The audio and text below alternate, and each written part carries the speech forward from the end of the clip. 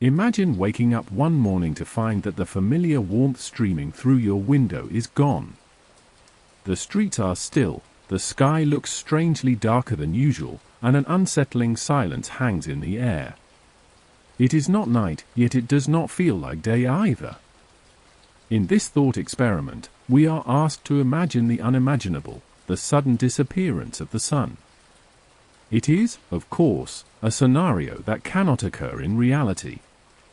The sun is a massive star composed of plasma, sustained by nuclear fusion, and its eventual death will take place over billions of years through predictable stages.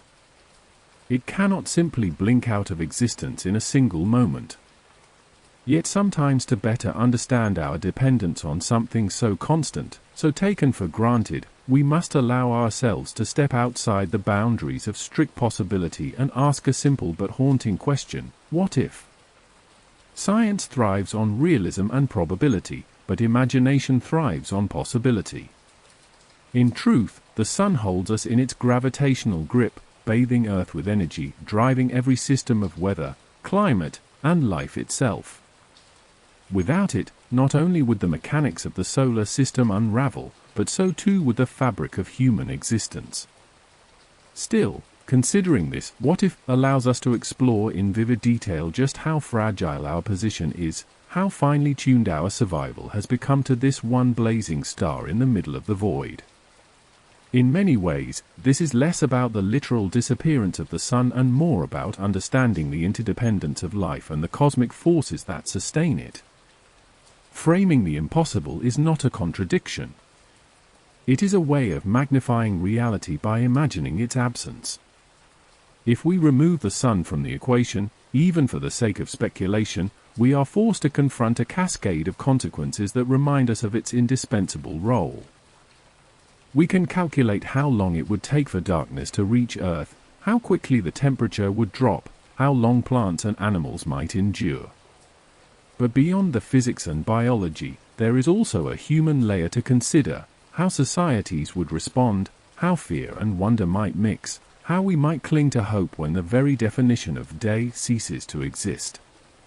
To embark on this exploration, we must first accept a paradox. The sun cannot vanish, and yet, for the next few chapters, it will. For the sake of thought and storytelling, we will follow Earth as if it was suddenly abandoned by its star, drifting into the abyss. We will follow humanity in those first confusing moments of ignorance, in the shock that comes with sudden nightfall, in the slow realization that life has changed forever. This will not be a prediction, nor even a scientific forecast, but rather an imaginative experiment in seeing our world stripped of its anchor. So let us begin with the very first moments after the sun's disappearance, when the truth is still hidden from us. For just a few minutes, we would continue living as if nothing had happened. We would walk to work, send children to school, sip our coffee under skies that looked deceptively familiar. And then, suddenly, the light would fail. For the first 8 minutes after the sun's disappearance, no one on Earth would know anything had changed. Light, after all, is not instantaneous. It takes a little over 8 minutes for photons from the sun's surface to travel across 93 million miles of space and reach us. That tiny delay in delivery means that even in this fantastical scenario, humanity is living inside a fragile illusion. For those 8 minutes, the world would look just as it always does. The skies would still be blue, birds would still circle above rooftops, and commuters would still be stuck in traffic, irritated not by cosmic catastrophe but by the ordinary frustrations of another day. In that sliver of time, the sun would already be gone, yet no one would suspect. Humanity would continue in blissful ignorance, existing in borrowed light. The irony of these 8 minutes is that they would likely be remembered, at least by survivors, as the last moments of true normalcy. Nothing would feel off. In cities, offices would buzz with early meetings. Children would shuffle into classrooms. Farmers would walk their fields, glancing at the sky to judge the weather. Somewhere, a couple might be taking wedding photos under golden morning rays. Elsewhere, someone might be lying in a hospital bed, staring out at the same sunlight that had bathed humanity for millennia, never realizing it was the last time. In these simple, mundane activities, the weight of what has already happened remains hidden. It is almost cruel to imagine how utterly ordinary the final minutes of sunlight would appear. The world would be vibrant, full of sound and color. The hum of engines, the laughter of children, the endless chatter of billions of lives playing out their roles, all of it continuing as if tomorrow were guaranteed. Our senses, so deeply tied to the light of the sun, would betray us. Eyes would see only daylight. Skin would feel only warmth. The deception would be perfect until the clock struck the 9th minute. Minute 9 would arrive without warning. In an instant, sunlight would cease to pour through the atmosphere. Day would vanish as if a great switch had been flipped. Imagine standing outside, mid-conversation, and suddenly the sky turns black, not dim like twilight, but black like midnight in the desert. Streetlights and car headlights would spring on automatically where power grids still function, but they would only accentuate the strangeness, small artificial pinpricks in a sudden, suffocating darkness. Above, stars would blaze in the middle of what should have been morning or afternoon. The Milky Way, usually hidden behind the sun's brilliance, would stretch across the heavens in chilling clarity. It would be a sky no human has ever seen in daytime, majestic, but terrifying. The first reactions would be confusion. People would assume a global eclipse, though no eclipse has ever been so total, so swift, and so universal. Within minutes, news stations would scramble to explain the unexplainable. Social media would erupt with videos of the sudden nightfall, panicked speculation, desperate calls for answers. Governments would convene emergency meetings, but even scientists would be caught off guard. Telescopes pointed toward where the sun should be would see nothing but empty space. The realization, when it dawned, would be as frightening as the darkness itself. The sun was gone. In those early moments, fear would ripple unevenly. Some might celebrate, thinking it an extraordinary celestial event. Others might pray, convinced that the end of days had arrived. Children would cry in confusion, animals would grow restless, and entire ecosystems would begin to falter as birds lost their bearings and plants suddenly found themselves without their eternal source of light. The beauty of the night sky would not soothe but rather overwhelm, for it would carry with it the cold promise of what was to come. These first 8 minutes of ignorance would forever divide the world into a before and after. Before, there was the casual certainty of life under a dependable star. After, there would be a spiral into darkness, both literal and metaphorical. That small interval, unnoticed while it passed, would become mythic in hindsight, the calm before humanity's greatest storm. And as the illusion of normalcy shattered at the 9th minute, humanity would enter an era defined not by what it possessed, but by what it had lost. The light would vanish, and with it, the foundation of everything we have ever known. The moment the light cuts off is unlike anything humanity has ever experienced. One instant the world is illuminated, shadows stretch across the ground, the air holds its usual warmth, and the sun occupies its rightful place in the sky. Then, without warning, the brilliance is extinguished. The change is not gradual, as with a sunset that slowly paints the horizon in shades of amber and violet. It is abrupt, unnatural, as though an immense hand has reached out and flipped the universe's master switch. Noon turns to midnight in a fraction of a second. People stop mid-sentence, mid-step, mid-breath. For a heartbeat the world is paralyzed, unsure whether to scream or marvel. The first sound after the silence is collective confusion. Drivers slam their brakes, headlights flick on, horns blare in the sudden dark. In offices and schools, lights buzz to life automatically, casting artificial brightness that only deepens the strangeness of what lies beyond the windows. In rural fields and deserts, the change is harsher, pure blackness swallowing the land, punctuated only by stars. Those who step outside find themselves staring up at a sight both wondrous and terrifying, a sky utterly unfamiliar, a canvas of cosmic fire that had always been there, hidden, and now reveals itself all at once. Stars blaze with diamond clarity, the Milky Way arches in a glowing river, and distant planets shine where the sun should be. The human mind, so conditioned to the rhythm of day and night, struggles to make sense of the scene. Some instinctively search for clouds or storms, something earthly to blame. Others glance at their phones, waiting for an explanation that science cannot immediately provide. Children cry in fear, clutching their parents, while adults murmur reassurances they do not themselves believe. Across the world, religious voices seize the moment, declaring Judgment Day or divine intervention. In the sudden dark, old myths and prophecies find fertile ground again. Animals are no less shaken. Birds, confused by the abrupt disappearance of daylight, spiral in frantic flight before vanishing into trees. Nocturnal creatures emerge prematurely, their instincts colliding in chaos. Farm animals grow restless, herds moving unpredictably, dogs barking at shadows, cats retreating into corners. Insects that rely on the sun's cycle grow disoriented. Coral reefs, thousands of miles away, feel the absence instantly, delicate rhythms of feeding and spawning collapse in confusion. On every continent, every habitat, life stutters, trying to recalibrate to a world that has just been rewritten. Cities, ironically, fare both better and worse.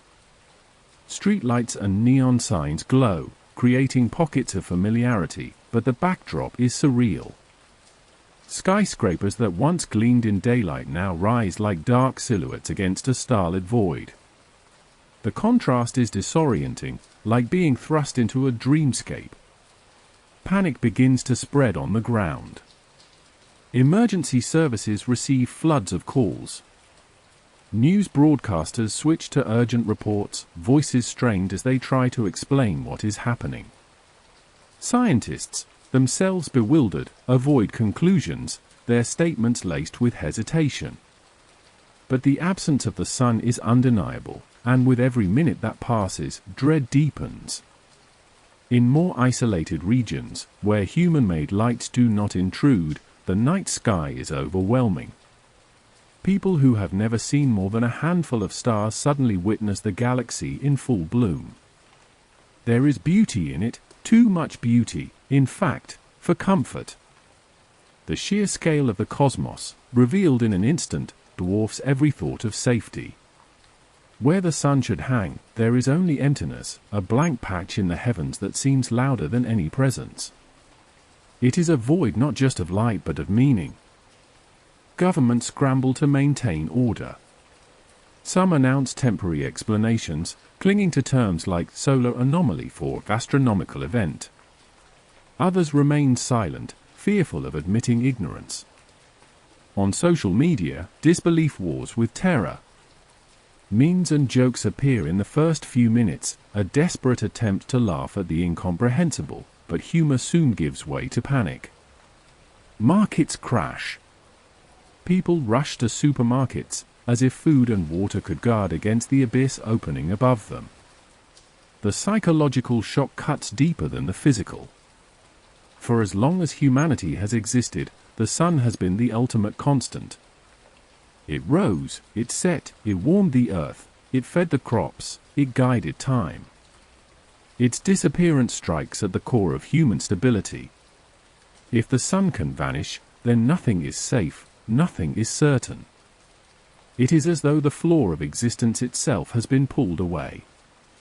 Mental health hotlines are overwhelmed within hours. Religious gatherings swell in number. In homes, people cling to one another, whispering that the light will return, though deep down they feel the truth, something fundamental is gone. The shock is so immediate, so total, that no one yet thinks about what comes next. The physical consequences are not yet apparent. Temperatures remain roughly stable for now, the Earth's stored heat holding back the chill. Power grids continue to function, satellites still orbit, oceans still roll with waves. For the moment, life is suspended in a fragile twilight between the known and the unknown. But already, the stage is set for what will follow. Darkness has arrived, and behind it looms the cold. The psychological blow is only the first fracture. The real unraveling of climate, of ecosystems, of survival itself, is about to begin. The disappearance of sunlight would be shocking enough, but the absence of the sun carries with it another consequence far more profound than darkness. The sun does not merely provide light and warmth, it binds the solar system together with its immense gravity. Our planet, along with every other world, asteroid, and comet, is caught in the invisible tether of the sun's pull. Without that anchor, the structure of the solar system collapses in an instant. The moment the sun vanishes, the planets are freed, cast loose into the abyss, no longer moving in graceful ellipses but flying straight into the void like stones flung from a sling. To imagine this, it helps to think of the Earth's orbit not as a circle we are lazily tracing, but as a perpetual fall. The Earth is always falling toward the sun, tugged by its gravity, yet its forward momentum keeps it from crashing. Like a ball tied to a string and whirled around your hand, the tension in the string keeps the ball moving in a curve instead of shooting away in a straight line. Remove the string, and the ball flies off, no longer constrained. That is what happens to Earth the instant the sun's gravity disappears. Our planet, once tethered, now hurtles forward in a straight path through the galaxy, carrying everything upon it into the endless night. The other planets too are released, each one departing along its own trajectory, their orbits unspooling into straight lines that will never intersect again. Jupiter, Saturn, Neptune, all the giants, lose their majestic arcs and begin silent, solitary journeys across the void. The asteroid belt disbands into a billion wandering rocks. Comets, no longer drawn into their long ellipses around the sun, shoot into the interstellar medium, never to return. The ordered clockwork of the solar system, a harmony that has endured for over 4 billion years, disintegrates in less than a second. The scale of this event is difficult to grasp. We are used to thinking of Earth's orbit as a path around the sun, but it is more than a path, it is a prison that grants life. Without it, our trajectory no longer bends. The galaxy becomes a vast highway without lanes, and we are a vehicle without steering. The Earth drifts wherever its last momentum carried it, endlessly, unless some other star's gravity one day captures it, a possibility that would take millions of years to realize. Until then, our planet is homeless. Yet from Earth's surface, this cosmic disaster would not immediately feel real. The darkness would be obvious, but the sudden change in our orbit would be imperceptible at first. There would be no jolt, no lurching shift. Space is frictionless, and momentum ensures smooth continuity. To those standing on the ground, nothing about Earth's movement would seem different, just as passengers on a speeding train do not feel the motion unless the train brakes or turns. Only astronomers watching the heavens would notice quickly. Within hours, careful observations would show the stars drifting differently than expected, constellations shifting at the wrong pace. Within days, calculations would confirm it, Earth is no longer circling the sun. We are sailing alone. The implications are staggering. Navigation systems that rely on the sun's position would falter. Spacecraft still orbiting Earth would continue circling us, unaffected by the sun's absence, but their missions would be cut adrift from their original purposes. Satellites dependent on solar power would begin to fail. The International Space Station would remain in orbit, but its crew would stare into a void where once the sun blazed. On Mars, rovers would shut down, their panels useless in the darkness. human technology, scattered across the solar system, would go dark one by one, silent memorials to a vanished star. There is also the matter of time. Humanity has always measured days by the sun's rising and setting, years by Earth's orbit around it. With no sun, the very concept of timekeeping becomes unstable. There is no longer a year in any meaningful sense. Seasons, already impossible without sunlight, vanish as a cycle. What remains are only rotations of Earth on its axis, the spinning of a planet adrift, a meaningless rhythm in the absence of an orbit to define it. Humanity would face not only physical dislocation but temporal disorientation. The calendar itself would lose its anchor. Meanwhile, the rest of the solar system unravels in ways even more dramatic. Moons remain bound to their planets for now. Our own moon would continue circling Earth, but the elegant balance between planets and sun dissolves. Without the stabilizing presence of the sun, gravitational interactions between the freed planets may in time grow chaotic. Jupiter might eventually pull small bodies into its path. Some asteroids may one day drift toward Earth. But in human timescales, these are distant concerns. The immediate reality is more pressing. Earth is a ship cut loose from its harbor, plunging into interstellar waters with no captain, no destination, and no light. For the average person standing in the sudden darkness, the collapse of the solar system is invisible. They feel only fear, not physics. Yet the consequences are unavoidable. Our trajectory through space has shifted, and with it, every assumption about survival. Darkness is no longer just a temporary absence of light, it is permanent exile from the star that sustained us. The sun, both physical anchor and symbolic heart of life, is gone, and now Earth begins its long drift into the void. The cosmic has become personal. The grand mechanics of the heavens have written a new script, and humanity, standing on the surface of this orphaned world, must now reckon with what that means for the days, if they can still be called days, to come. The first 24 hours after the sun's disappearance would be remembered as the most bewildering and terrifying day in human history. The shock of the sudden darkness would still reverberate across every corner of the globe, but alongside the psychological blow, physical consequences would begin to unfold. The absence of sunlight is more than the absence of warmth, it is the end of the process that fuels nearly all life on Earth. Without light, photosynthesis halts instantly. Plants stop converting energy, crops in vast agricultural fields become inert, forests fall silent in a way that is invisible at first but will soon cascade into catastrophe. For a single day, though, the damage is still hidden. Leaves remain green, fruits hang on branches, but the silent machinery that sustains the food chain has stopped. Humanity does not yet realize it, but every breath of air and every bite of food has already been placed on a countdown. In these first hours, the most immediate concern is the cold. The Earth, still holding the heat absorbed over billions of square kilometers of land, ocean, and atmosphere, does not freeze at once. For a time, temperatures remain bearable, only beginning to dip slightly below the familiar range. The oceans, vast reservoirs of thermal energy, act as a buffer, releasing their stored warmth. It is a temporary reprieve, a grace period that lasts only hours.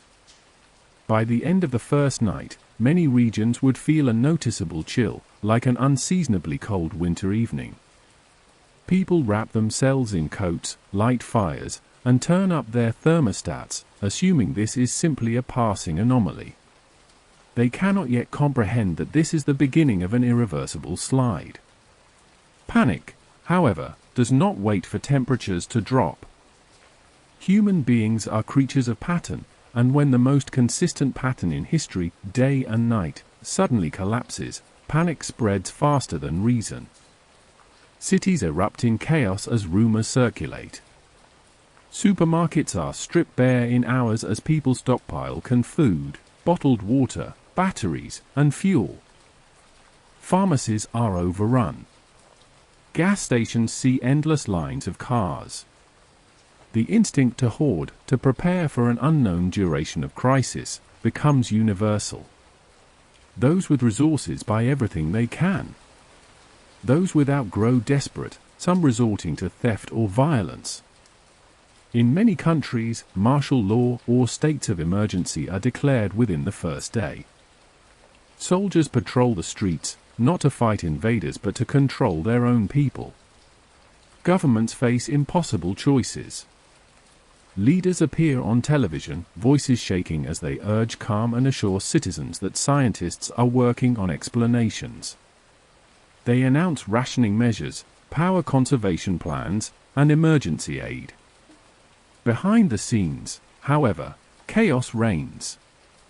Energy grids struggle under the sudden surge of demand. Everyone turns on their heaters, every factory and generator runs at full capacity. The power supply buckles. Blackouts roll across cities, plunging frightened populations into even deeper darkness. Some nations with nuclear plants or geothermal stations fare slightly better, but even there the scale of energy needed to heat entire populations proves overwhelming. Meanwhile, scientists scramble to provide clarity. Astronomers confirm the unthinkable: the sun is gone. They present evidence from telescopes, from orbital data, from the sudden absence of radiation across the spectrum.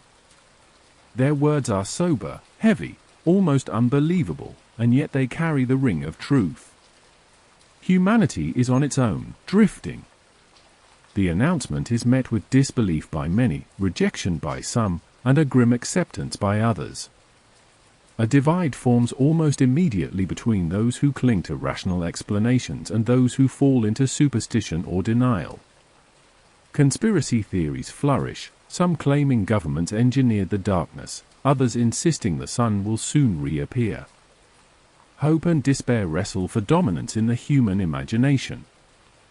For animals and plants, there is no such luxury of debate. Birds that rely on daylight patterns grow restless, circling aimlessly in the dark. Nocturnal predators find themselves disoriented by prey that never properly hides. Insects, vital to pollination, lose their rhythms. Though the changes are subtle at first, the disruption is absolute. Fields of crops, without sunlight, begin a slow process of decay. Food that had seemed abundant just one morning ago is now a finite reserve. Communities begin improvising survival strategies. Families gather around fireplaces, neighborhoods share generators, governments urge citizens to conserve resources. In wealthier nations, people rely on technology, electric lights, heating systems, digital communication, to stave off the growing fear. In poorer regions, survival becomes more tenuous, as access to energy and infrastructure is limited. Refugee flows begin almost immediately, as people abandon rural areas to seek the perceived safety of cities, or flee cold regions toward warmer climates that, for the moment, still feel tolerable. Yet even in this moment of panic, there are flashes of resilience. Scientists convene to propose emergency projects, constructing vast greenhouses with artificial lighting to grow crops, increasing investment in geothermal and nuclear energy, devising underground shelters capable of retaining heat. Engineers brainstorm how to scale up such systems in time. Communities organize local solutions, pooling resources, lighting communal fires, watching out for one another. The human instinct to adapt emerges alongside the instinct to fear.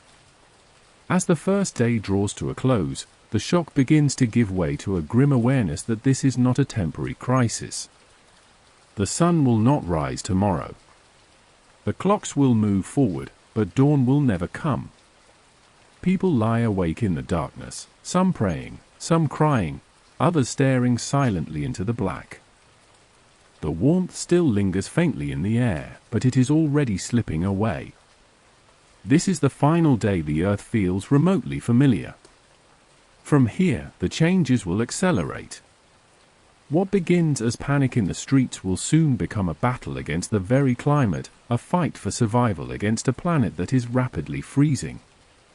The transition from psychological shock to physical struggle has begun. A week into the darkness, the Earth has already begun its descent into a new and merciless reality. The warmth that lingered in the first day is gone, replaced by a steady and relentless drop in global temperatures. Average conditions fall below freezing across most continents, with once mild regions experiencing frost and snowstorms. Lakes and rivers begin to crust over with ice, even in areas where winter had never been known. The oceans, immense storehouses of heat, cool more slowly, but their surfaces start to shimmer with thin frozen layers near the coasts. What once felt like an inconvenience, the need for thicker coats and stronger heaters, now becomes a daily battle against a creeping cold that no amount of clothing or fire can fully keep at bay. The burden on power systems has grown unbearable. In the early days, governments encouraged citizens to conserve electricity, but fear and desperation overrode discipline. Households ran heaters non-stop, cities left lights blazing in an attempt to banish the unnatural night, and factories operated at maximum capacity to provide for panicked populations. The demand proved catastrophic. Power grids, designed for peaks of consumption but not endless surges, begin to fail. Entire countries are plunged into rolling blackouts. Some regions lose power altogether, left in silence and freezing dark. Even places with nuclear and hydroelectric capacity struggle to distribute enough energy to keep millions alive. Fossil fuels are consumed at furious rates, oil and gas reserves vanishing faster than they can be replaced. In less developed nations, where electricity was scarce even before the catastrophe, the cold becomes an unopposable force. As human infrastructure stumbles, the natural world collapses with it. Crops begin to wither. Plants that could endure short periods without sunlight shrivel in the unbroken night, their cells unable to sustain themselves. Fields of wheat, rice, and corn become lifeless expanses. Greenhouses, even those hastily fitted with artificial lighting, can only protect a fraction of the world's agricultural output. Livestock, dependent on feed that can no longer be grown, begins to die in vast numbers. Farmers slaughter animals early to preserve meat, but the effort feels like delaying the inevitable. Insects vanish in droves, their delicate metabolisms failing without the guidance of the sun's rhythm. Pollinators, the tiny engines of global agriculture, are extinguished in silence. Animals in the wild suffer the same fate. Birds migrating by instinct search for a sun that no longer rises, losing their bearings and crashing in exhaustion. Many starve within days. Larger mammals grow weaker as their prey disappears or their grazing lands turn barren. Predators find themselves surrounded by emptiness, turning on one another in desperation. Even marine life, insulated for the moment by the slow-cooling oceans, faces disruption as plankton populations crash without sunlight to sustain them. Entire food chains teeter on collapse. The human reaction to this unraveling is frantic but uneven. In wealthier nations, governments attempt to stabilize food supplies, rationing whatever stores exist.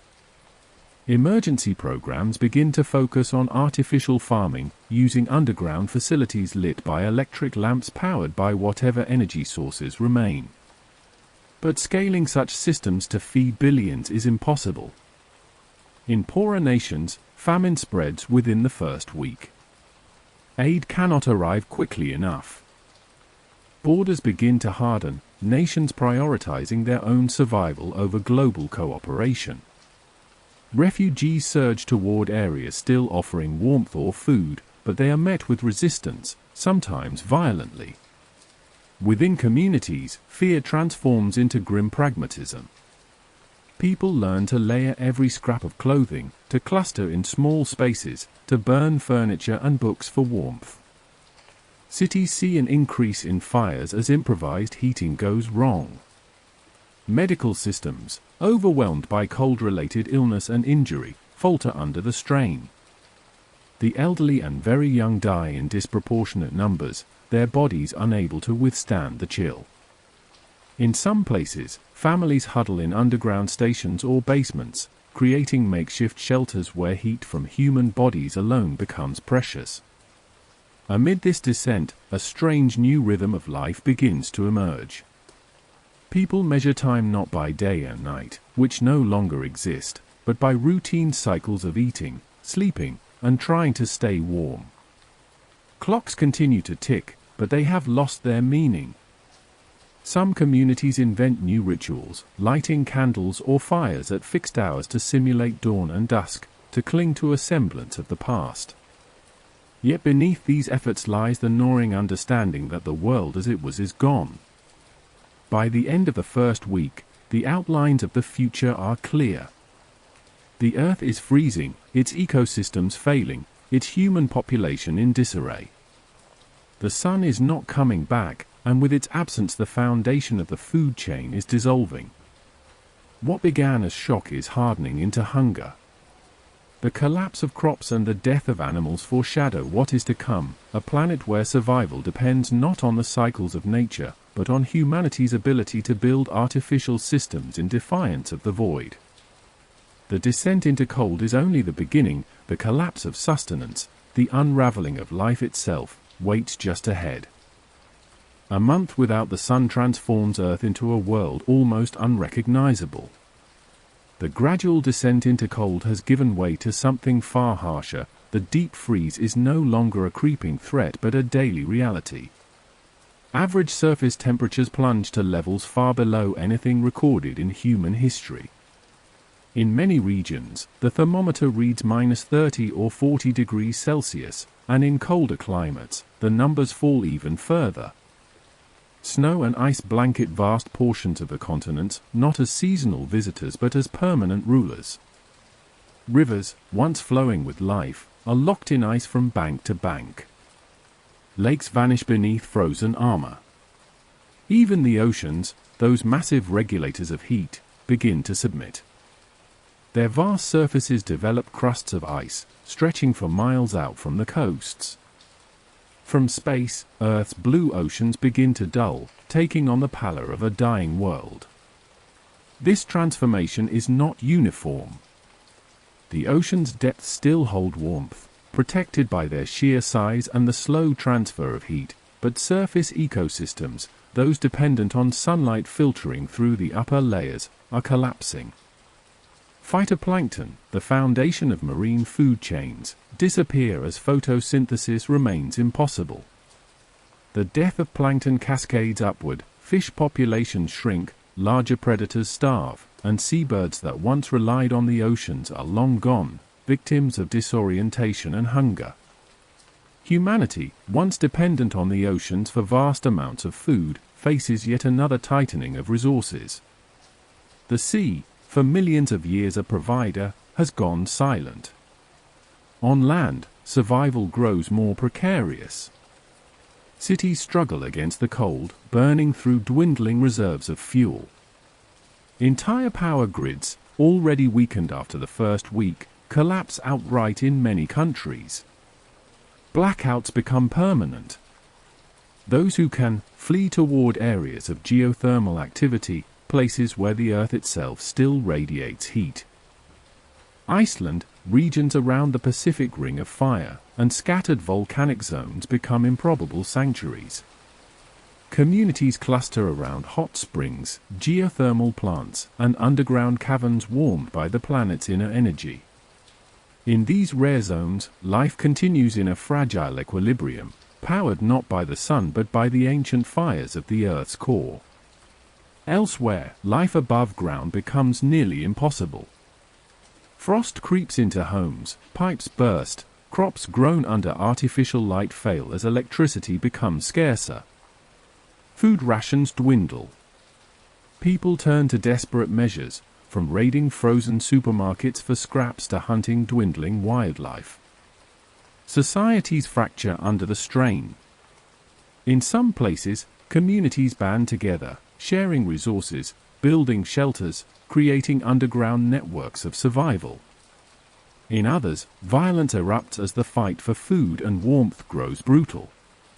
Governments that once promised stability find themselves powerless, their authority crumbling with the infrastructure. The psychological toll is as devastating as the physical one. Humanity, accustomed to cycles of light and dark, now lives in a world of endless night. The absence of dawn erodes mental health in ways no one anticipated. Sleep patterns collapse without the guiding rhythm of day and night. Depression and anxiety become universal. People struggle to find meaning in routines when every day is indistinguishable from the last. The stars, once objects of wonder, now feel oppressive reminders of the vast emptiness swallowing Earth. Religion surges in some regions, with people gathering for comfort and explanations. In others, nihilism takes hold, with many choosing resignation over struggle.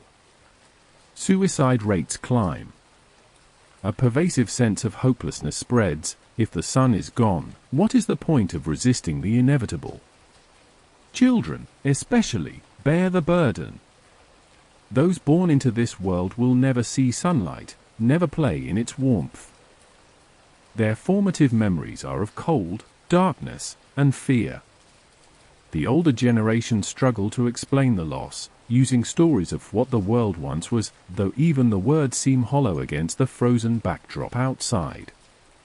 Entire cultures that once revolved around seasons, festivals tied to harvests, and celebrations of sunlight become obsolete, their meaning erased.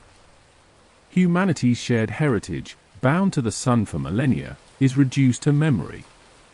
Despite the despair, a thin thread of resilience remains.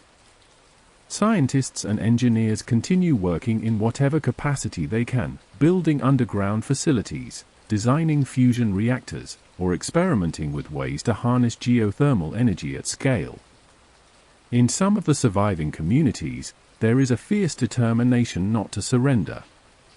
These groups become seeds of hope, even as the majority of humanity struggles with dwindling resources and collapsing morale.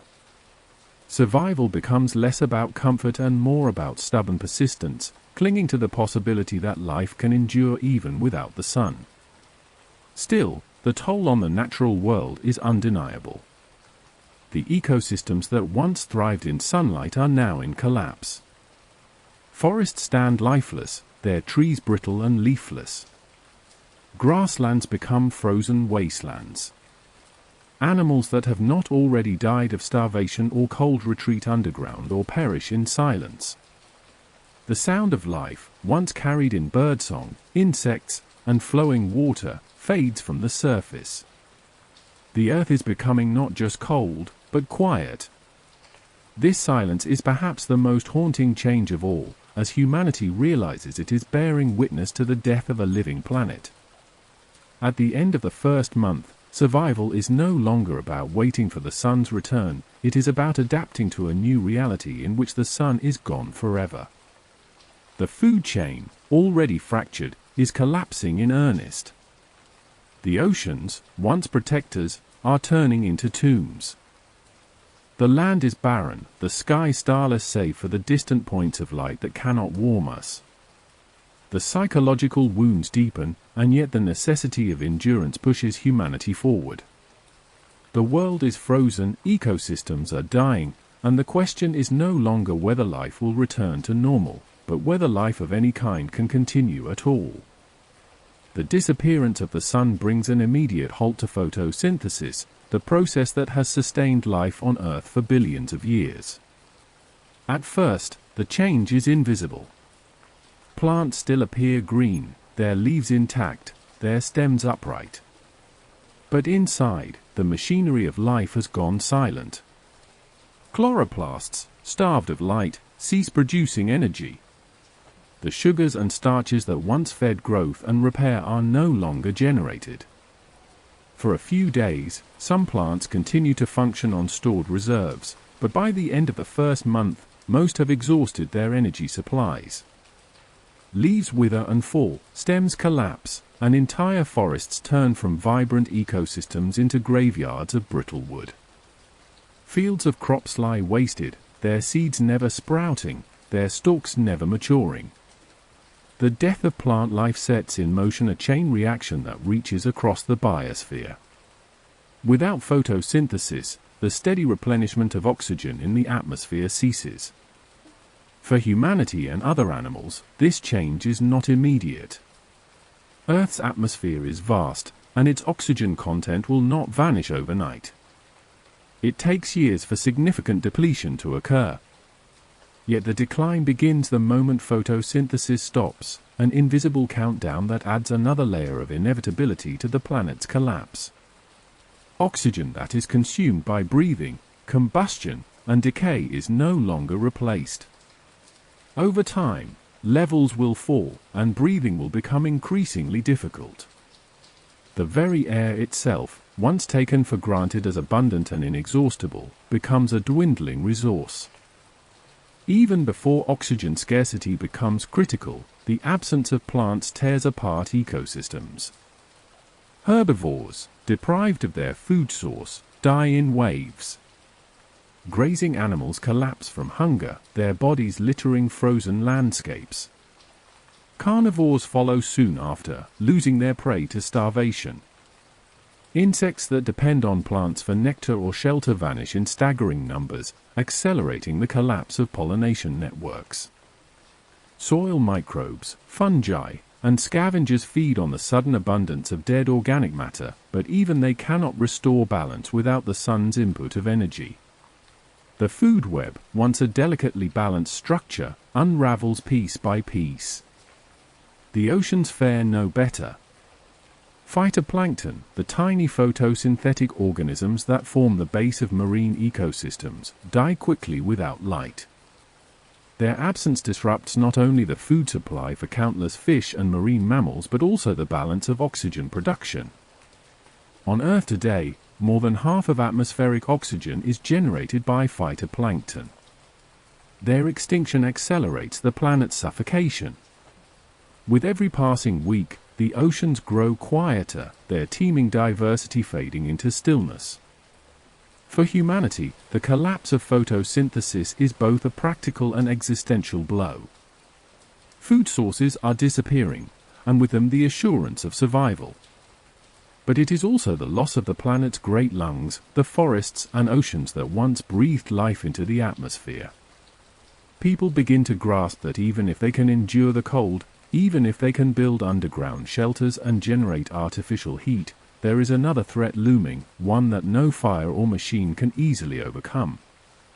Without photosynthesis, the air will slowly turn against them. This realization deepens the psychological burden already weighing on survivors. The knowledge that the atmosphere itself is deteriorating introduces a suffocating anxiety that permeates daily life.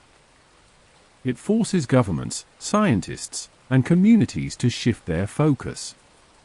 No longer is survival just about staying warm and finding food, it is about preserving breathable air. Emergency programs emerge, experimenting with artificial photosynthesis, algae tanks fed by artificial light, and chemical oxygen production. Some underground colonies begin constructing sealed habitats, carefully monitoring oxygen levels, recycling exhaled carbon dioxide into breathable air. Such efforts are monumental, expensive, and limited in scale. Billions cannot be saved this way, only pockets of humanity scattered across the globe. As ecosystems collapse, humanity comes face to face with its dependence on the smallest and simplest forms of life. Grass, trees, plankton, once overlooked, even dismissed as background, are revealed as the pillars of existence. Their absence strips the planet bare and makes survival a precarious, temporary experiment in defiance of natural law. The chain reaction triggered by the death of photosynthesis does not simply weaken the Earth, it reshapes it into a place increasingly hostile to human survival. The struggle is no longer just against the cold and the dark, but against the very atmosphere that once sustained every breath. 6 months after the disappearance of the Sun, Earth has become a frozen planet. The average surface temperature now hovers around -50 degrees Celsius, with colder regions dipping far below even that baseline. The oceans, once reluctant to freeze, are sealed under thick layers of ice that stretch farther each day, reflecting starlight in eerie stillness. On land, glaciers advance across territories that were never meant to see them, swallowing fields, forests, and entire towns. What remains of humanity clings to survival, not in the open air but in the depths of the earth or beneath the seas, forced into hiding as the surface world becomes uninhabitable. Cities, those sprawling centers of civilization, stand abandoned or reduced to skeletal remains. Skyscrapers rise like frozen monoliths, their glass shattered by ice expansion, their steel frames brittle in the deep cold. Streets are buried in snow and ice, vehicles frozen in place as if captured in a moment of time. Once vibrant neighborhoods are silent, their houses dark, their windows rimmed with frost from within. The infrastructure that supported billions, electric grids, water pipes, gas lines, has fractured under the relentless freeze.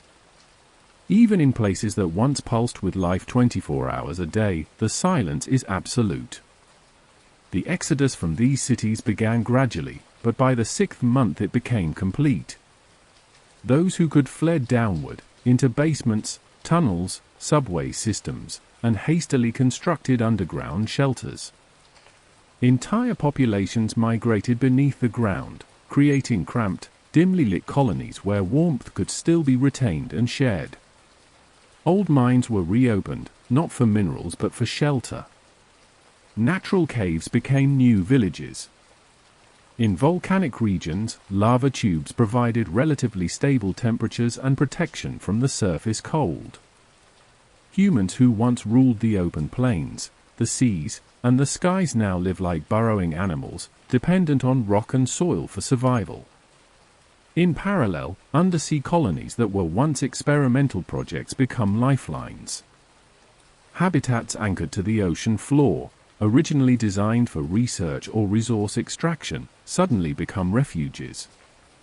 The upper oceans may be frozen, but in the depths, the water remains liquid, warmed by geothermal vents and insulated from the immediate grip of space's cold. Some governments relocate what remains of their populations to these habitats, creating enclaves of survival powered by geothermal energy or nuclear reactors.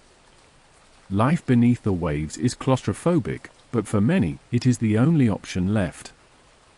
Governments as they once existed no longer function.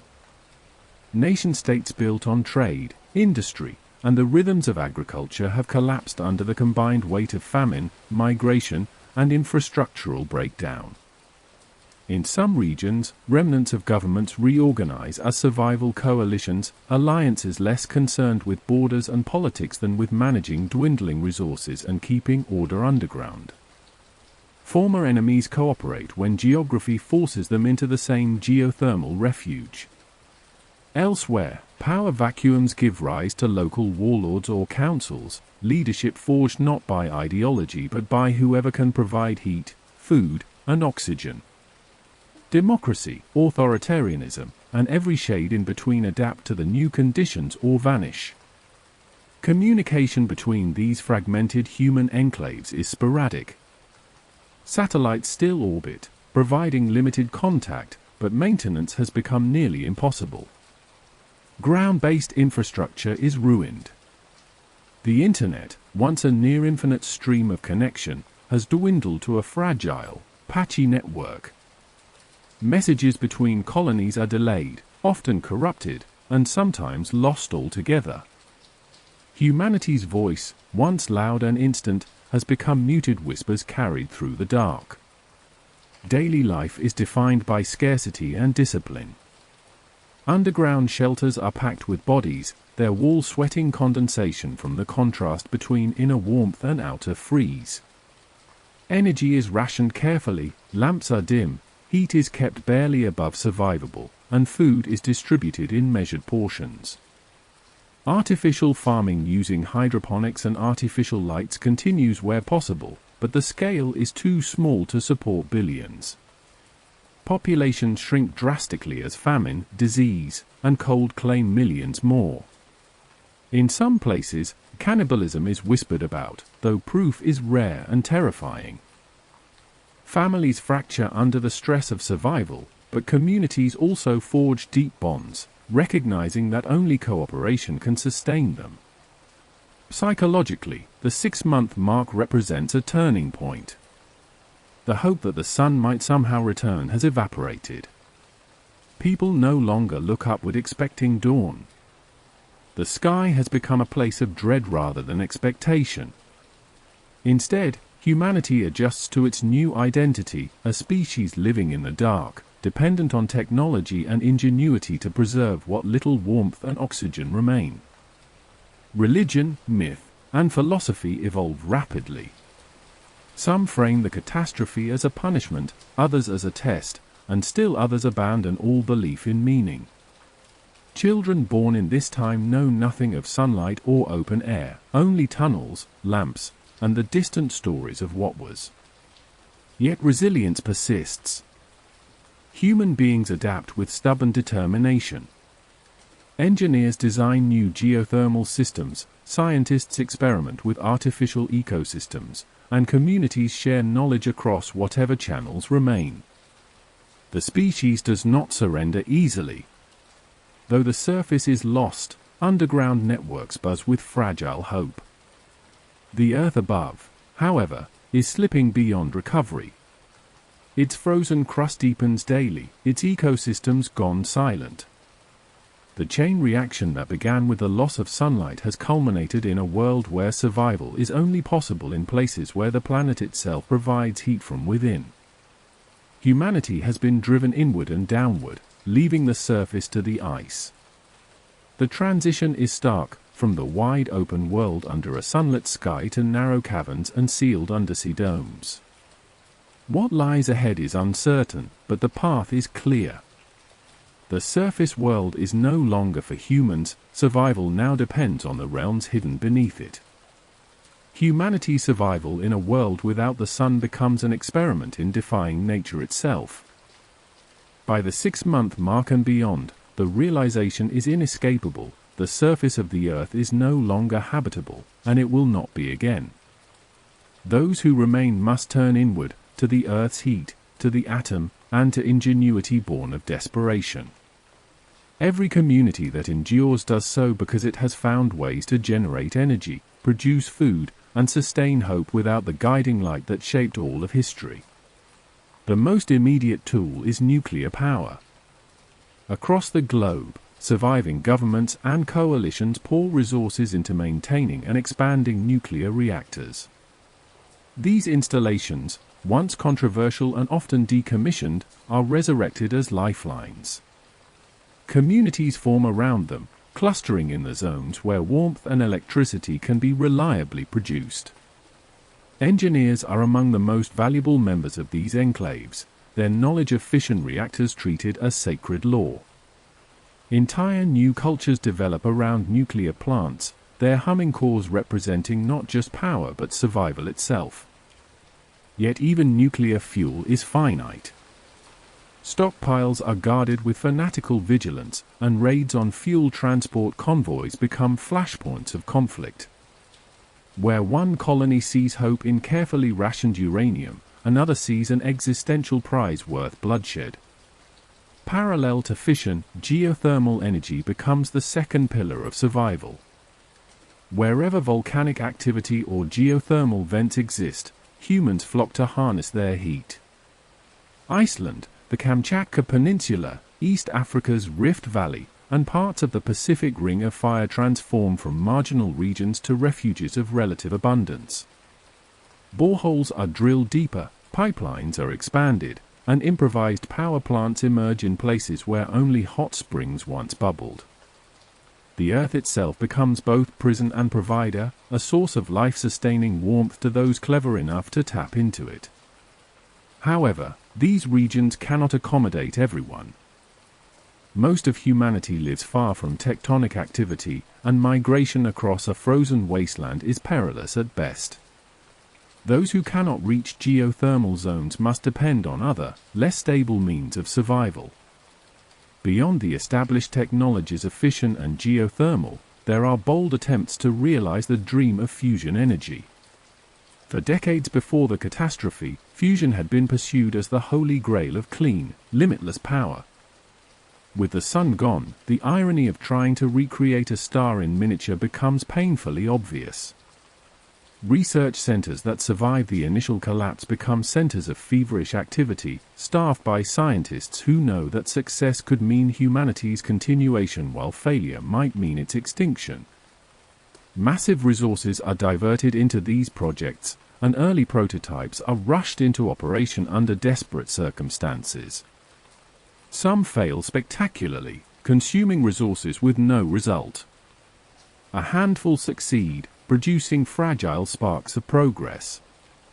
These experimental fusion reactors, though small and unstable, hint at a future where humans no longer depend on the whims of the cosmos for light and heat. Yet they are rare, confined to only the most advanced enclaves with the technical base to support them. For the vast majority, fusion remains a distant dream, whispered about but never seen. Survival strategies also extend beyond energy. With agriculture on the surface impossible, underground and undersea farming become the new foundation of food production. Hydroponics, already a specialized technique, expands into a global necessity. Rows of plants are grown under lead arrays powered by reactors, their nutrient solutions carefully recycled, their yields measured in grams and kilograms rather than tons. Algae tanks become another staple, producing both food and oxygen. For many communities, the green glow of an algae vat becomes as essential as a campfire once was, a symbol of sustenance in the endless dark. Protein comes from insects farmed in controlled environments, fish bred in artificial tanks, and eventually lab-grown meat produced in bioreactors. Meals are functional rather than luxurious, designed to keep bodies alive with minimal waste. Some of the most daring survival experiments take place under the ice or beneath the sea. The frozen oceans, though sealed at the surface, still hide habitable depths. Submersible cities anchored to the seabed expand from prototypes into larger colonies. Their geothermal vents provide warmth, and the surrounding waters serve as both shield and resource. Life in these colonies is harsh and isolated, but it offers a measure of stability that the surface can no longer provide. Similarly, vast caverns beneath ice sheets are explored as potential refuges. The ice provides insulation from the cold of space, while nuclear and geothermal systems provide warmth within. In some cases, underground rivers and thermal pockets beneath Antarctica and Greenland host the most unlikely of new communities. Yet survival is not only physical. The psychological toll of living without the sun may be even more dangerous than famine or frost. Human beings evolved with circadian rhythms guided by light and dark, with moods tied to dawns and sunsets, with cultures built around the cycle of days and seasons. Now, all of that is gone. In the endless night, mental health collapses. Depression becomes rampant, as entire populations feel the weight of cosmic abandonment. Anxiety, paranoia, and hopelessness stalk the crowded shelters. Suicide rates rise as individuals choose to escape the unyielding darkness rather than endure it. Communities attempt to counter this despair with structure and ritual. Artificial lights are programmed to simulate days and nights, glowing bright for 16 hours and dimming for 8. Schools and workplaces enforce schedules, not because the sun demands them, but because humans cannot live without rhythm. Festivals are invented or adapted, celebrations of artificial dawns or of the humming of reactors, symbols of continuity in the absence of the sky. Music, art, and storytelling adapt to the subterranean world, drawing on themes of endurance, memory, and the imagined warmth of a sun no one has seen for months. Children are told stories of what daylight was, with paintings and recordings preserved as sacred treasures.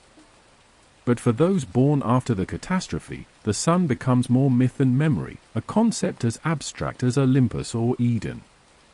The shrinking global population accelerates the shift in human psychology.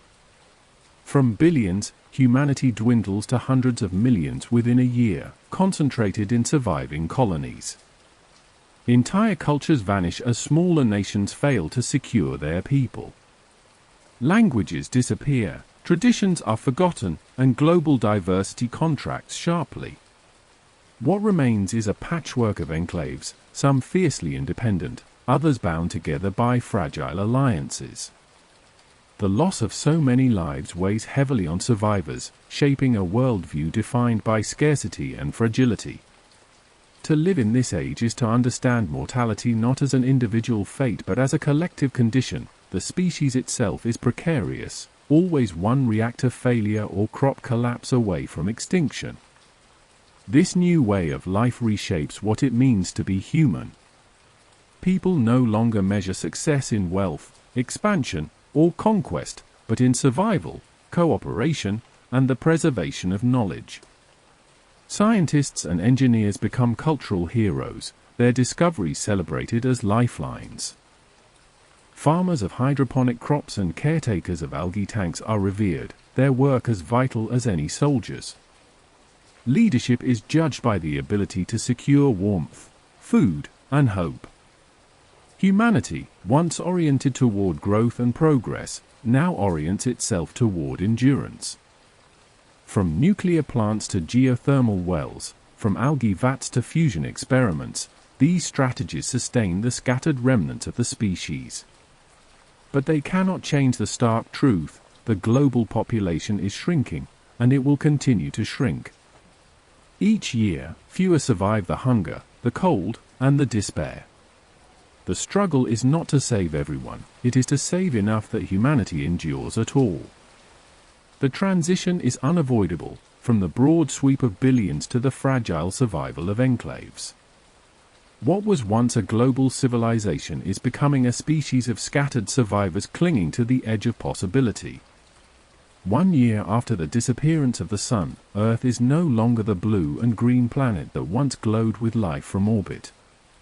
It has become an ice ball adrift in interstellar space, a silent sphere wrapped in white and grey, stripped of its warmth and its vitality.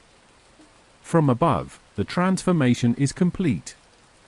Clouds no longer swirl with the dynamism of weather systems, because the atmosphere itself is collapsing.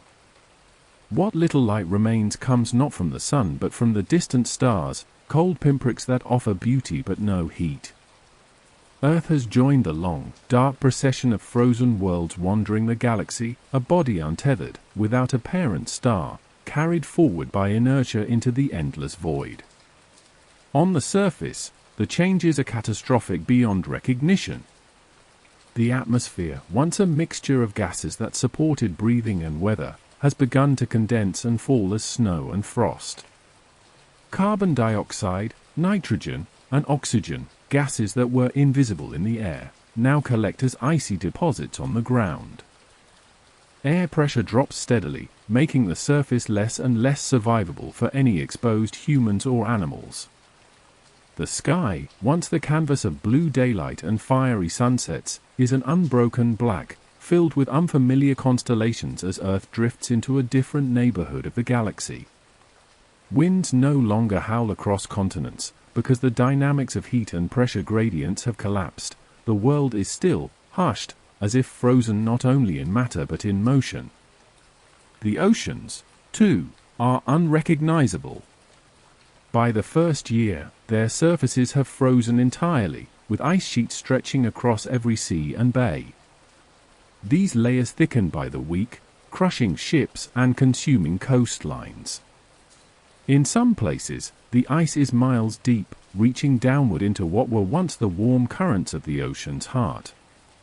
Beneath the thickest layers, water remains liquid, kept alive only by geothermal heat that rises slowly from the crust. But these pockets of fluid are isolated, hidden deep beneath ice so vast that the oceans, the cradles of life, appear from above to be lifeless plains. Coral reefs are buried, marine ecosystems erased, the once surging diversity of ocean life reduced to whatever can cling to existence in geothermal oases near the planet's crust. On land, glaciers advance unchecked, smothering valleys, mountains, and plains alike. Forests, grasslands, and deserts are gone, their traces buried beneath crushing layers of ice. Human structures are erased almost as if they had never existed. Entire cities, swallowed whole by advancing ice sheets, lie entombed in frozen silence. The world above ground has become a mausoleum, not just for humanity's history but for the biosphere itself. The Earth's surface, once teeming with color and noise, is blank and still. The only sound in this wilderness is the faint cracking of ice as it shifts under its own weight. For the few survivors left, the surface is no longer even an option. To step outside is to face suffocation and instant frostbite, the air too thin and too cold to sustain life. Survival is possible only underground or in carefully maintained domes sealed against the outside world. These enclaves are rare, scattered, and shrinking. Entire nations have vanished from the human map, their populations consumed by the cold or famine. What remains is a species reduced to its most basic instinct: endure. Underground, survivors adjust to the new permanence of their condition. By now, few even bother to dream of returning to the surface. Children born during the year have never seen the sky. For them, Earth is not a planet of forests, oceans, and open air, but a network of tunnels, caverns, and habitats illuminated by artificial light. Stories of birds, trees, and sunshine are no more real to them than myths of dragons or gods. The psychological shift is complete. Humanity is no longer a surface-dwelling species but an underground one. In these subterranean refuges, societies fragment further. Population decline is relentless. Disease spreads easily in the confined spaces, food shortages remain constant, and despair gnaws at entire communities. Yet some endure, clinging to nuclear or geothermal power, coaxing crops from hydroponic farms, and rationing every calorie. Life is fragile but stubborn, proof of humanity's refusal to vanish even in the most hostile conditions imaginable. From a cosmic perspective, the transformation of Earth is a tragedy written on a planetary scale. Astronomers in distant star systems, had they the tools to observe, would see a once living planet extinguished. They would note the absence of its star, the sudden dimming of a system, the wandering trajectory of a rogue world set adrift. Earth, once a jewel in the solar system, now drifts silently as a frozen relic, carrying within it only the faintest embers of life. The perspective shifts naturally from the local to the universal. Earth survivors are now creatures of the underground, but their planet itself has become something else entirely, a rogue world, a body cut loose from its anchor, sailing into the galaxy's abyss. The next step in the story no longer belongs only to humans on the ground, but to the cosmic scale of what happens to a planet stripped of its Sunday. The transition is inevitable. From the ice ball Earth has become to its place in the vast theater of interstellar space. With the sun gone, Earth no longer orbits a life-giving star. Instead, it follows a straight line into the cosmic darkness, a rogue planet adrift in interstellar space. The trajectory it now travels is the same one it possessed in the final instant of the sun's existence, carried forward endlessly unless it encounters the gravitational pull of another body. No hand will steer it, no course will bend it, unless the vast clockwork of the galaxy itself happens to draw it close to something else. Humanity's home, once secure in the gentle tether of orbit, has become a wanderer without anchor. The physics of this journey are mercilessly simple. Without the gravitational well of the sun, Earth's momentum is preserved. It cuts through the galactic medium, a silent traveler surrounded by nothing but stars that, for all their brilliance, are far too distant to touch. the odds of a close encounter with another star are minuscule in the short term. Space is vast beyond comprehension, and stars are scattered like grains of sand across a desert 1 trillion miles wide. Even traveling for millions of years, Earth is unlikely to pass close enough to a star to feel its warmth or be pulled into a new orbit. Yet, on geological timescales, the improbable becomes possible. The galaxy turns slowly, stars shift in relation to one another, and rogue planets like Earth can be caught or consumed. There is a faint, theoretical chance that millions or billions of years from now, Earth might fall into the embrace of another star system, becoming a satellite once again.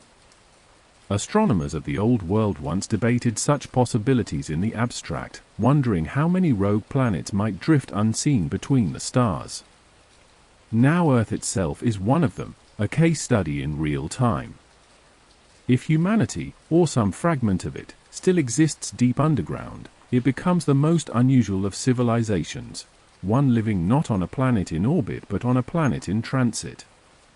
The rhythms of day and night, the seasons, the years, all markers of time once given by the sun, are gone. In their place, humanity must invent new measures, perhaps tied to the slow ticking of atomic clocks or the pulse of reactors, counting out survival in heartbeats of machinery rather than the rising and setting of a star. As Earth drifts further from the space it once called home, the constellations slowly distort. Over generations, familiar patterns of the night sky vanish, replaced by alien geometries of stars. For those who gaze upward from the rare shelters where the surface sky is still visible, the universe itself becomes stranger with each passing century. The North Star ceases to be a guide, Orion stretches into an unrecognizable shape, the Milky Way band shifts into patterns no human culture ever mapped. Even the galaxy's great spiral arms may one day frame Earth from a perspective no human eye has ever known. To live on a wandering Earth is to exist not just without a sun but without a fixed place in the cosmos, drifting through an ever-changing backdrop of eternity. The idea of encountering another star raises both hope and dread.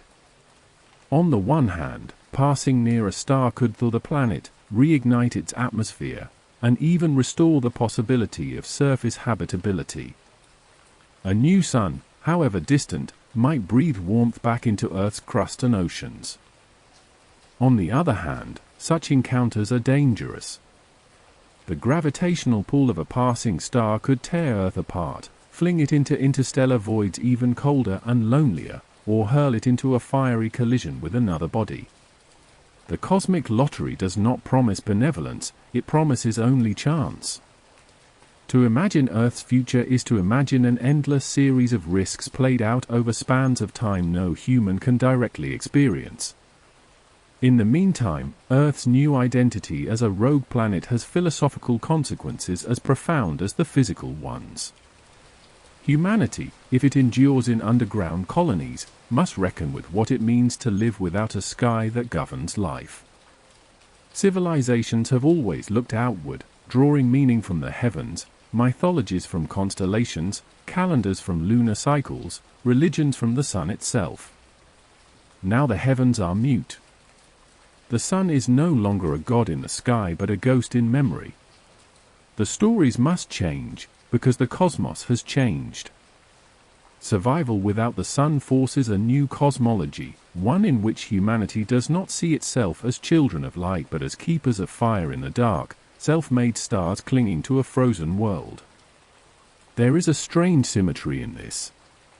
For billions of years, Earth was cradled by a star, warmed and illuminated by nuclear fusion that no living being could control.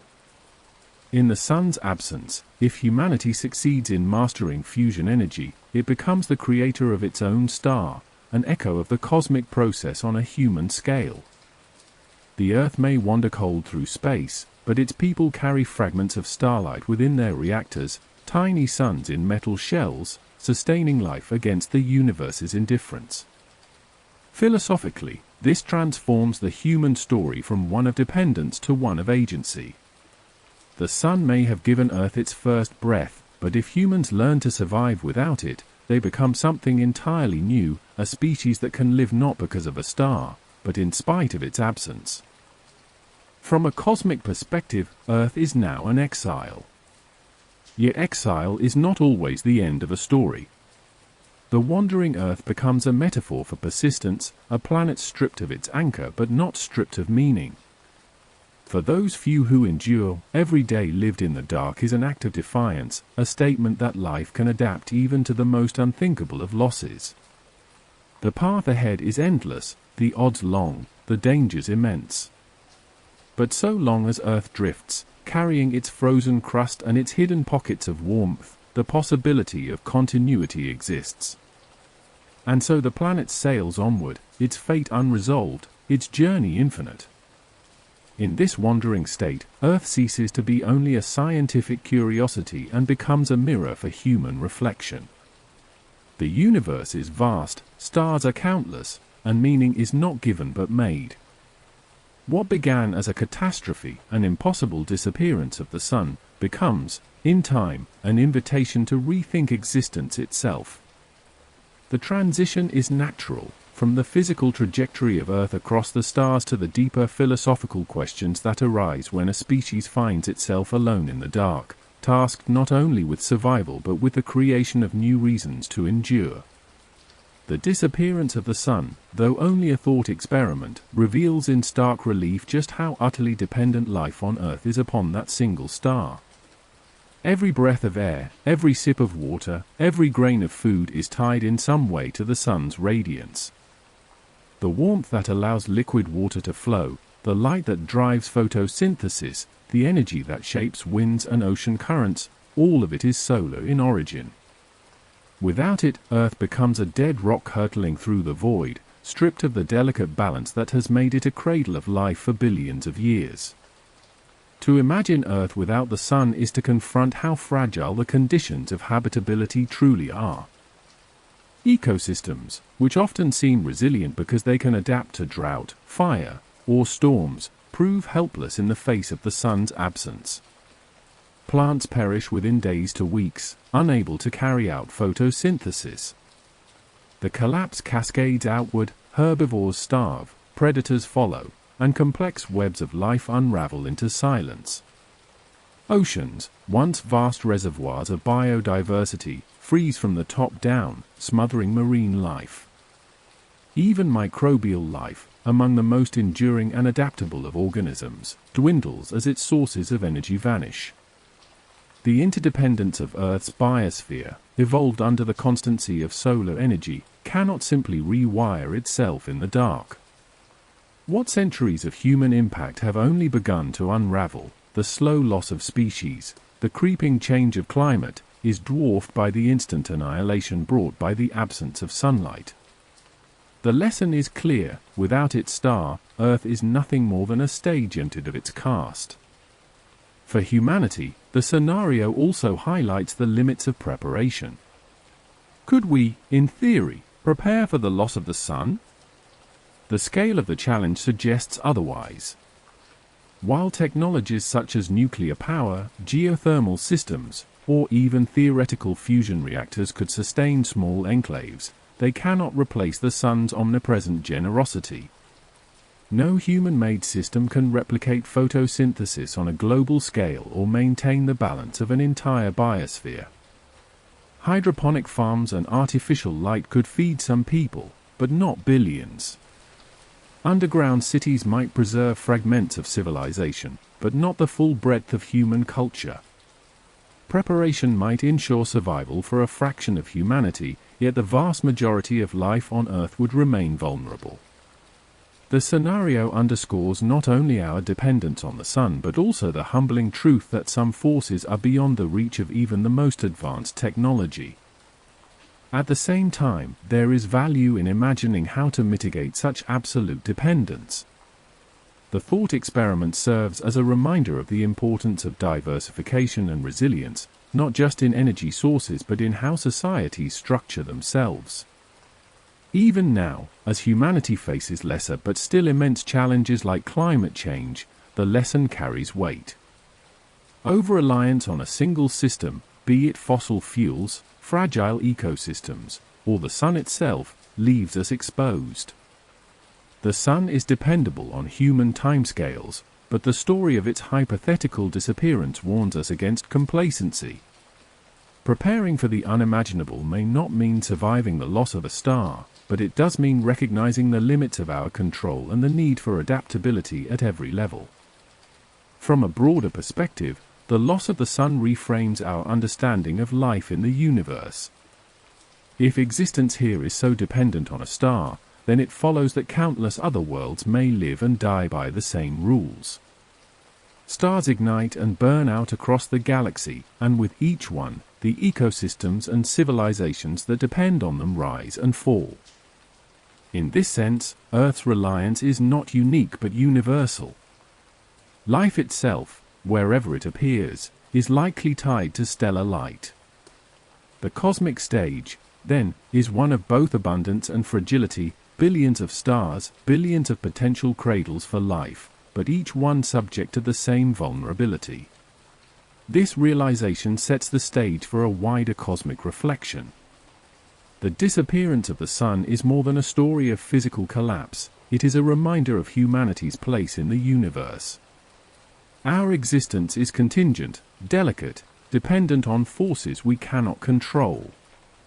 Yet in acknowledging that dependence, we also gain a deeper perspective on the miracle of life as it is. The transition is natural, from lessons about our fragile reliance on the sun to the broader question of what role humanity plays in the vast, star-filled cosmos that stretches endlessly beyond our darkened world. If the sun were gone, Earth itself might become uninhabitable for the majority of life, but humanity's imagination could still seek survival elsewhere. The idea of space colonies, once speculative science fiction, becomes a necessity. Orbiting habitats, carefully engineered to simulate gravity and provide life-sustaining light, could preserve fragments of civilization. Generation ships, designed to carry humans across interstellar distances over centuries, emerge as lifeboats for a species whose home has become a drifting ice ball.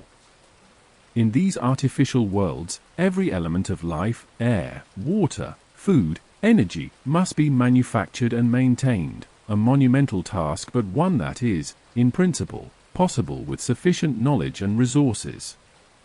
The concept of artificial suns becomes central to these survival strategies. Fusion reactors or concentrated nuclear arrays could generate light and heat on scales that mimic the sun, providing the energy necessary for agriculture, warmth, and psychological stability. The challenge is not only technical but also social, sustaining human societies in confined, engineered environments over generations requires governance, education, and culture to endure under extreme conditions.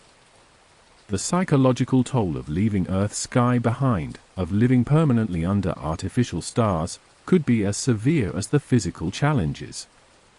Yet these solutions illustrate the resilience of human ingenuity, showing that even in the absence of our natural star, survival is conceivable through careful design and adaptation. Despite the compelling vision, technological limits remain daunting. The energy requirements for long-term space colonization are immense, and the materials needed for stable habitats are scarce and difficult to transport. Shielding against cosmic radiation and micrometeoroids adds further complexity. Even if humanity manages to launch a generation ship, the vast distances between stars mean that journeys could take thousands of years. The probabilistic nature of encountering a suitable star system introduces uncertainty, and any failure along the way could spell the extinction of those aboard. Scientific imagination pushes the boundaries of what is conceivable, but the stark realities of physics and engineering impose unyielding constraints. Still, the effort to imagine survival beyond Earth expands our understanding of both our vulnerability and potential. The disappearance of the sun forces a reckoning with our reliance on a single celestial body and highlights the fragility of life tethered to a narrow set of environmental conditions. In contemplating space habitats and artificial suns, humanity confronts its own limitations and capacities, engaging in a thought experiment as much philosophical as technological.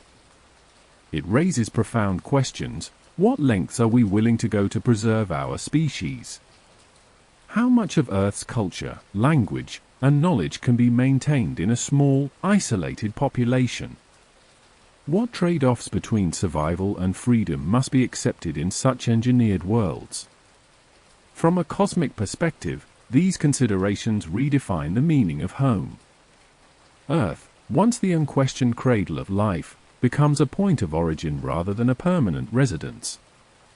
Humanity's concept of habitation expands to include orbital stations, underground colonies on distant planets, and self-contained spacecraft. The sun's absence forces the species to innovate on an unprecedented scale, transforming the universe from a passive backdrop into an active arena for human survival. The contrast between natural and artificial life support systems underscores the delicate interplay between environment and species, emphasizing that life is not guaranteed, even for those capable of advanced engineering. Exploring the possibilities of survival elsewhere also invites reflection on the broader significance of our species. In imagining life without the sun, humanity confronts both its mortality and its ingenuity. The cosmic stage is vast, indifferent, and often hostile, yet the same vastness holds opportunity, the potential to carry Earth's legacy across the stars, to preserve knowledge, culture, and life itself, even in environments far removed from the home that nurtured us. The exercise reveals not only the limits of technology but the depth of human creativity, the capacity to adapt, and the unyielding drive to endure. Ultimately, contemplating space colonies and artificial suns highlights the interplay between imagination and constraint. Scientific speculation shows us what could be, while engineering realities remind us of what can be practically achieved. The tension between these forces frames humanity's response to the loss of its star. Survival may demand sacrifices unimaginable in our current context, yet it also opens the door to new forms of existence, new paradigms of civilization, and a redefinition of what it means to belong in the universe. The transition from technological exploration to final reflection is natural, as it draws together lessons about dependence, resilience, and the cosmic perspective into a broader meditation on humanity's place in an indifferent, expansive cosmos. The disappearance of the sun, though impossible in reality, takes us on a journey through the fragility and resilience of life on Earth. From the first 8 minutes of ignorance, through the sudden darkness, the collapse of gravity, the freezing of oceans, and the struggle of humanity underground or in artificial habitats, the scenario forces a confrontation with the central truth of our existence. The sun is the heartbeat of our world. Every moment of warmth, every flash of daylight, every cycle of growth and decay is tied to its presence. Without it, life as we know it unravels, and even human ingenuity, as remarkable as it is, can preserve only fragments of the species in isolated, engineered refuges. Yet within this bleak vision lies a deeper metaphor. The sun is more than a star, it represents the source of energy, meaning, and continuity. Just as it sustains photosynthesis and climate, it sustains our imagination, our drive to explore, to create, and to survive. Even when imagining a world without it, we discover the extent to which our lives and consciousness are intertwined with something far greater than ourselves. The thought experiment magnifies both awe and vulnerability, revealing the astonishing precision and balance required for life, and the profound interconnection between physical reality and human perception. Reflecting on survival beyond Earth, in space colonies or under artificial suns, underscores that while technology can replicate certain functions, it cannot replace the fullness of what the sun gives. Light, warmth, and cycles of nature shape not only our bodies but our societies, our rhythms, and our culture.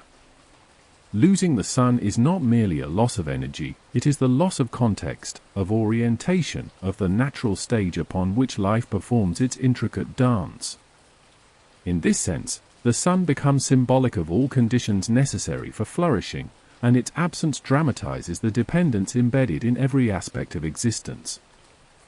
The journey also emphasizes human resilience.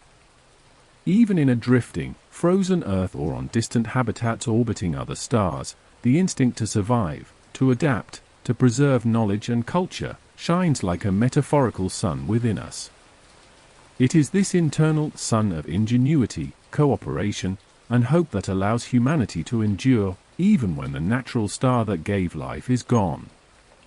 While the physical sun sustains our bodies, the metaphorical sun sustains our spirit, illuminating the path forward even in the deepest darkness. Ultimately, the thought experiment leaves a dual impression. On one hand, or at the vast, indifferent cosmos and the delicate, precise conditions that permit life. On the other, a humbling awareness of fragility, civilizations, ecosystems, and even planetary life exist on a razor's edge, and the forces that sustain them are not guaranteed. By confronting the hypothetical loss of the sun, we gain perspective on both the wonder and vulnerability of life, the finite nature of existence, and the extraordinary interdependence of all things. The sun, in this sense, is both external and internal, a physical necessity and a metaphor for the sustaining forces of life, energy, and meaning. In closing, the sun within us becomes a testament to human persistence, imagination, and hope. It is the spark that allows us to survive, to dream, and to find significance even in the void. The journey from the initial shock of darkness to the contemplation of survival among the stars leaves us with a profound sense of awe, tempered by the recognition of fragility. Life, like the sun, is luminous but contingent, radiant but vulnerable. Understanding this duality allows us to appreciate not only what sustains us but also the delicate balance that must be maintained to preserve it, reminding us that even in a universe indifferent to our existence, the light of life can endure if we carry it within ourselves.